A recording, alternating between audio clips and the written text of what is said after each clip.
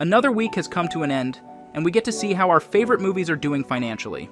This show is what I like to call the Box Office Report, essentially the ESPN highlight reel for film fans, where we break down the domestic weekend performers, how big films are playing on the global scale, and what blockbusters become successful and which ones fall flat on their faces. We have a lot to talk about, so let's tear this thing open and see what's cooking.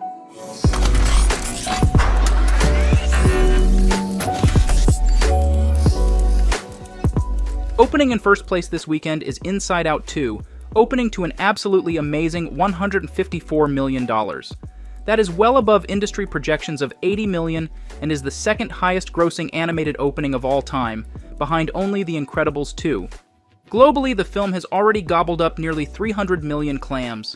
Not only is this already a historic opening, but the film is also the highest debut of 2024 so far, nearly doubling Dune's 82 million opening in March. With all this in mind, I don't see any path where Inside Out doesn't cross into the realm of profitability.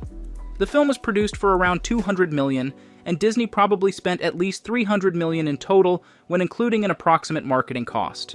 After distribution share, the film in total will need to gross around $600 to $750 million worldwide in the theatrical market to be a surefire hit.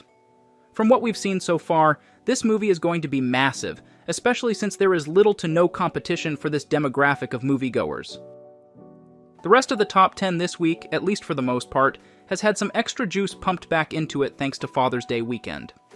Bad Boys cements itself as a blockbuster this week, having passed 100 million domestic, earning 33 million this weekend alone with just a 40% drop. Planet of the Apes, on the other hand, has increased 2% from last week and is closing in on 160 million domestic.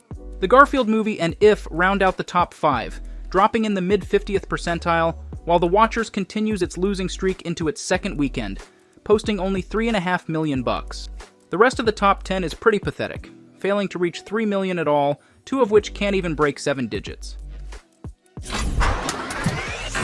Now moving on to the top 10 American films of the year so far. Dune stays at number 1 with $701 million, with Godzilla x Kong and Kung Fu Panda holding strong in the $500 million range at second and third, respectively. Planet of the Apes is still in fourth place now at $374 million, and Inside Out 2 enters the list at number 5 with $294 million. A great development this week is now 2 more films have crossed the 200 million mark, and If has those prospects in sight. Moving on to the final report, we have a wide release movie that has passed the 7-week theatrical window, so we can definitively call it a hit or a bomb. This week's film is the beloved Fall Guy. The Fall Guy had an approximate total spend of around $185 million and has grossed $170 million at the global box office. After distribution share, the film only pulls in about $90 million, meaning the return on investment is actually negative $94 million.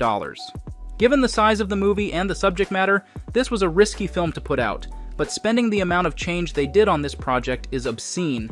A one-off oddball premise film should not cost anywhere near $100 million to make.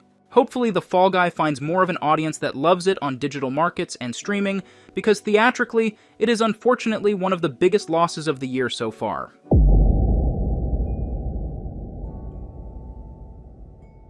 And that concludes this week's box office report.